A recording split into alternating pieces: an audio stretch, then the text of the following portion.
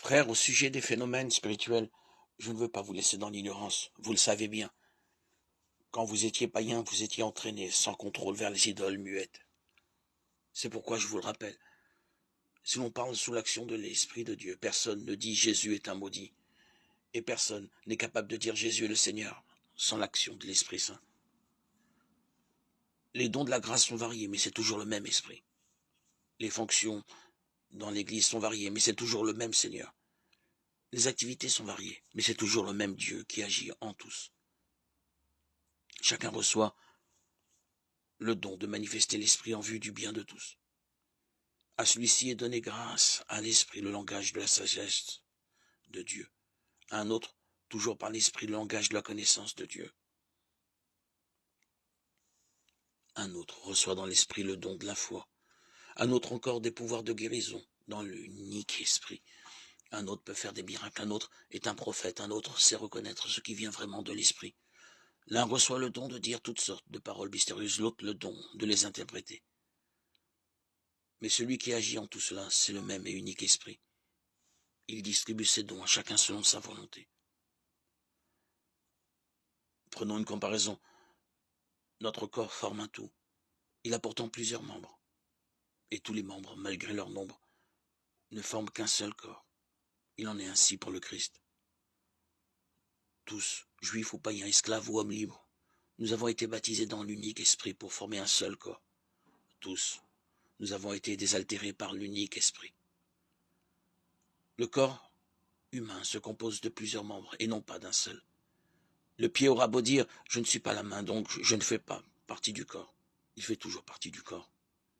L'oreille aura beau dire « je ne suis pas l'œil, donc je ne fais pas partie du corps ».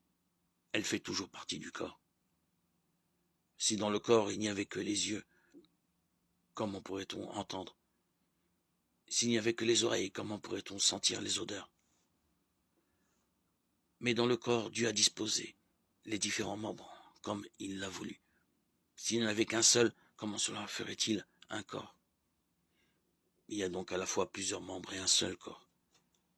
L'œil ne peut pas dire à la main « je n'ai pas besoin de toi ». La tête ne peut pas dire aux pieds « je n'ai pas besoin de vous ».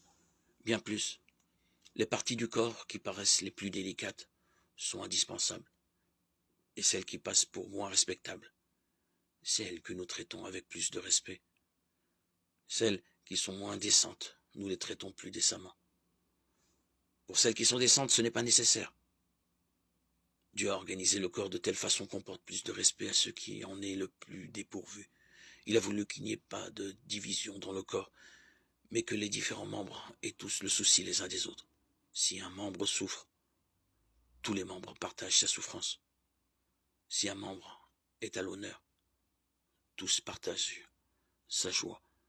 Or, vous êtes le corps du Christ, et chacun pour votre part, vous êtes les membres de ce corps.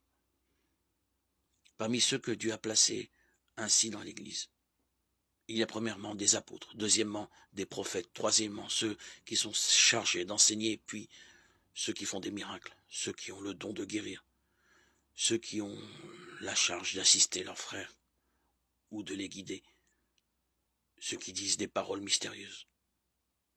Tout le monde, évidemment, n'est pas apôtre. Tout le monde n'est pas prophète, ni chargé d'enseigner.